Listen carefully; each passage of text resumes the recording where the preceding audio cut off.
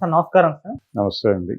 Sir అన్నదమ్ములు ఇద్దరు ఇప్పుడు బాక్స్ ఆఫీస్ వద్ద పోరుకు సిద్ధమైనట్టుగా వార్తలైతే సినీ వర్గాల్లో వినిపిస్తూ ఉన్నాయి సార్. అంటే మనకు తెలుసు మంచు విష్ణు గారు కన్నప్ప ఏప్రిల్ 25న రిలీజ్ కాబోతుంది. అయితే ఇప్పుడు మంచు మనోజ్ గారు నటిస్తున్న భైరవం సినిమాని కూడా అదే రోజు రిలీజ్ చేయబోతున్నట్టుగా ఒక వార్త అయితే వినిపించింది సార్. అంటే రీసెంట్ గా మంచు మనోజ్ గారు కరెక్ట్ టైంకి వస్తాం, సరైన సమయంకే సినిమా వస్తుంది అని చెప్పేసి మీడియాతో చెప్పారు. ఆ సరైన సమయం కన్నప్ప రిలీజ్ రోజేనా అని చెప్పేసి మాట్లాడేసుకుంటున్నారు. అంటే వీళ్ళిద్దరి మధ్య ఒక వివాదం నడుస్తున్న నేపథ్యంలో ఇప్పుడు రెండు సినిమాలు ఒకే రోజు వస్తే ఏ విధంగా ఉండబోతుంది అన్న అభిప్రాయం అయితే జనాల్లో కలిగింది సార్. మీరేం చెప్తారు? నిజంగా ఒకే రోజు రావచ్చు అంటారా? మీ ఒపీనియన్? ఒకే రోజు రిలీజ్ చేసిన కంటెంట్ ఏది బాగుంటే జనాలు అటు వెళ్తారు. ఓకే, అది సహజం. కంటెంటే డిసైడ్ చేస్తుంది.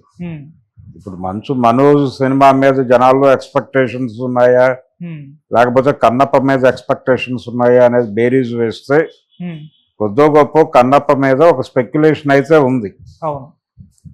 స్పెక్యులేషన్ ఉంది. ఆ సినిమా మీద ఒక చర్చ జరుగుతోంది సమాజం. నెగిటివా పాజిటివా అనేది పక్కన పెట్టేస్తే, అంటే అది న్యూజిలాండ్లో తీయటం ఏమిటి అనేది ఒక డిస్కషన్ పాయింట్. తర్వాత ఎందుకు తీశారో వాళ్ళు చెప్పుకున్నారు, వాళ్ళ వెర్షన్ వాళ్ళు. అది నిజమా, ఇది నిజమా, లేకపోతే దానికి సంబంధించినటువంటి కాస్ట్యూమ్ డిజైనింగ్ మీద ఓ చర్చ జరుగుతోంది. అలాగే మోహన్ బాబు క్యారెక్టర్ మీద ఓ చర్చ జరుగుతోంది. మోహన్ బాబు క్యారెక్టర్ని గతంలో మేము చూపించినటువంటి, అంటే గతంలో తెలుగు సినిమా కన్నప్ప, భక్త కన్నప్పలోను, అలాగే అంతకుముందు వచ్చినటువంటి కాళహస్తీశ్వర మహత్యంలోను చూపించిన పద్ధతికి భిన్నంగా మేము చూపిస్తున్నామని చెప్తున్నారు. అంటే ఆ క్యారెక్టర్ గౌరవప్రదంగా ఉంటుంది. గతంలో రావు గోపాలరావు చేశాడు ఒకసారి, అంతకుముందు ముదిగొండ లింగమూర్తి గారు చేశారు. వాళ్ళిద్దరూ చేసినప్పుడు అది ఒక ధోరణిలో వెళ్ళింది. దానికి కారణం గుబ్బి నాటక సమాజం అని చెప్తున్నారు. దాని నుంచి డిఫరెంట్గా ఆయన పూజారి అంటే పూజారిగానే ఉంటాడు. ఆయన శివుడికి అర్పితమైనటువంటి వ్యక్తి కాబట్టి ఆ క్యారెక్టర్ అలాగే ఉంటుంది అని చెప్తున్నాడు మంచు విష్ణు గారు. మరి అది ఒకవేళ ఇంట్రెస్టింగ్గా ఉంటే జనాలు కనెక్ట్ అయ్యి ఆ సినిమా చూస్తారు. ఇలా చాలా ఉన్నాయి, వాళ్ళు చెప్తున్న దానిలో కొన్ని పాయింట్స్ ఉన్నాయి. అవి ప్రాపర్గా వర్కౌట్ అయితే, జనాలు కనెక్ట్ అయితే సినిమా అది ఆడేస్తుంది. కాదు, అది డిస్కషన్లో ఉంది రకరకాలుగా. ఆ డిస్కషన్లో ఉండటం అనేదే ప్రజలు ఆ సినిమాకి వెళ్తారు అంటానికి ఒక ఇండికేషన్. కానీ ఈయన చెప్తున్నటువంటి భైరవమ్మ, అది భైరవం శ్రీనివాస్ మెయిన్ హీరో, అందులో ఇతను కూడా క్రూషియల్ రోల్ చేశారు. అదే ఆ సినిమాకి సంబంధించి ప్రస్తుతానికి దాని మీద కొంచెం జనాల్లో చిన్న అభిప్రాయం ఉంది తప్ప కన్నప్పతో కంపేర్ చేయదగిన స్థాయిలో ప్రజల మనసుల్లో ఆ సినిమా ఉందా లేదా అనేది డౌటే. ఓకే, లేకపోయినా పర్వాలేదు, ఫైనల్గా థియేటర్ దగ్గర తలబడతారు. కంటెంట్ ఉంటే జనం చూస్తారు. ఖర్చు పెట్టి కంటెంట్ లేకపోయినా ఆ సినిమా చూడరు. మనకు పాత చరిత్రలు అదే చెప్తున్నాయి. ఇప్పుడు చాలా సందర్భాల్లో చెప్పిన విషయమే అయినప్పటికీ దానవేర సూరకర్ణ, కురుక్షేత్రం ఒకే రోజు రిలీజ్ అయినాయి. ఒకే కథ దాదాపు. ఇద్దరు అభిమాన నటుడు, కృష్ణ గారికి రామారావు గారి అభిమాన నటుడు, ఆయనకి అభిమాని ఈయన. మరి వాళ్ళిద్దరూ ఒకే రోజు దిగారు రంగంలోకి. అది ఖర్చు పెట్టలేదు సినిమాకి, ఖర్చు పెట్టలేదు, కంటెంట్ ఉంది. కంటెంట్కి ఓటేసి జనాలు కర్ణ చూశారు, ఈ సినిమాని పక్కన పెట్టారు. అదే జరుగుతుంది ఎప్పుడైనా. కాబట్టి కంటెంట్ ఎందులో ఉంటే వాళ్ళు గెలుస్తారు. మంచు మనోజ్కి ఒక స్పెక్యులేషన్ ఉంది. అంటే అతను ఈరోజు అంటే మోహన్ బాబు గారి బర్త్డే సందర్భంగా ఆయన ఒక ట్వీట్ చేయటం చూసాం మనం. ఆ వీడియో అది పెట్టి వాళ్ళ ఫాదర్ని, అంటే నేను మిమ్మల్ని బాధ పెట్టానేమో, అది తప్పైపోయిందేమో అన్న టోన్లో ఒక ఆ ధోరణి కనిపించింది దానిలో. చాలా ఎమోషనల్గా పెట్టారు. ఆ ఎమోషనల్గా పెట్టడము అనే దగ్గర ఒకవేళ ఈయనతో టాక్స్ జరుగుతున్నాయేమో అని అనుమానం వచ్చేలాగా ఉంది. అది వాళ్ళ మధ్య ఘర్షణ జరిగిన మాట వాస్తవమే. కానీ ఆ సినిమాని డ్యామేజ్ చేసేలాగా తన సినిమాని వాడతాడా? ఆ కంపారిజన్ వస్తుందా? జనం ఆ కంపారిజన్లో ఇతని సినిమాకి ఓటేస్తారా?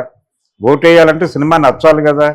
నచ్చకుండా కేవలం అతనితో ఏదో మొహమాటంగా వెళ్ళి ఆ సినిమాకి డబ్బులు ఇవ్వాలని అనుకోరు కదా. జనరల్గా మంచు మనోజే కరెక్ట్ కావచ్చు విష్ణు కంటే. అతను అంటే ఇప్పుడు ఉన్నటువంటి గొడవల్లో అతని ఆర్గ్యుమెంట్ బలమైందే కావచ్చు, నిజంగానే సఫరర్ అయి ఉండొచ్చు. అంత మాత్రం చేత అతను తీసిన సినిమాలో కంటెంట్ లేకపోయినా జనం చూడరుగా. ఇతని సినిమాలో కంటెంట్ ఉన్నా రిజెక్ట్ చేయరుగా, కంటెంట్ ఉంటే చూస్తారు ఎవరి సినిమా ఆయన. కాబట్టి కన్నప్పకి ఆయన ఏదో ఇబ్బంది కలిగిస్తాడు ఆ సినిమా రిలీజ్ చేస్తే అనేది భ్రమ, అటువంటిది ఏమి ఉండదు. కన్నప్ప కంటెంట్ లూజ్ అయితే అప్పుడు ఇది ఫ్లాప్ అయ్యి దానికి ఉపయోగపడుతుంది. ఇది జనాలు అటు డైవర్ట్ అవటానికి ఈ చర్చలన్నీ ఉపయోగపడతాయి. వీళ్ళిద్దరి మధ్య జరిగిన గొడవలు, అప్పుడు తిరుపతిలో జరిగిన గొడవలు, ఈ కాలేజీలోకి రానివ్వకపోవడం, ఈ గొడవలన్నీ అప్పుడు ఉపయోగపడతాయి. అంతే తప్ప ఒకవేళ ఇక్కడ కంటెంట్ బలంగా ఉండి అక్కడ కంటెంట్ వీక్గా ఉంటే ఇవేవి ఉపయోగపడవు. సో కంటెంట్ అనేది డిసైడ్ చేస్తుంది జీవితాలు. పోటీ పడేటప్పుడు ఎప్పుడైనా సరే ఆ స్థాయిలో మన సినిమా ఉంటుంది అనుకున్నప్పుడే రిలీజులు ఉంటాయి. పోటాపోటీ రిలీజులు ఎప్పుడైనా సరే. కొన్ని సందర్భాల్లో కొంతమంది విజయం సాధిస్తారు, కొంతమంది వాళ్ళే చతికిల పడవచ్చు కూడా. అక్కడ ప్రజల నిర్ణయం, ప్రేక్షక నిర్ణయం, ఎవరి ఇన్ఫ్లుయెన్స్ ఉండదు అక్కడ. స్వచ్ఛందంగా ఎవరి డబ్బులు వాళ్ళు పెట్టుకుని థియేటర్కి వస్తారు. సో వాళ్ళ అభిప్రాయాలు వాళ్ళవే.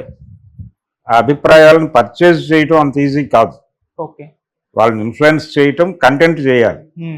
కంటెంట్తో ఇన్ఫ్లుయెన్స్ అయితే వాళ్ళు పాజిటివ్గా ఓటేస్తారు, లేదంటే రిజెక్ట్ చేస్తారు. రిజెక్ట్ చేసినప్పుడు ఈ సినిమా వలన అని మాట్లాడుకుంటారు జనాలు. కానీ ఈ సినిమా వల్లనే కాదు, జనాలకు సంతృప్తి కలగకపోతే దేన్నైనా పక్కన పెట్టేస్తారు.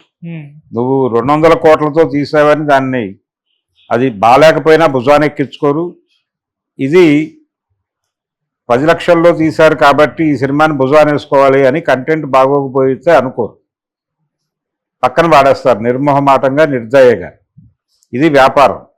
వాళ్ళని రంజింపజేయడం కోసం మీరు సినిమా చేస్తున్నారు, లేదు వాళ్ళని ఎడ్యుకేట్ చేయడానికి సినిమా తీస్తున్నారు, వాళ్ళని ఎంగేజ్ చేయడానికి, ఎంటర్టైన్ చేయడానికి సినిమా తీస్తున్నారు.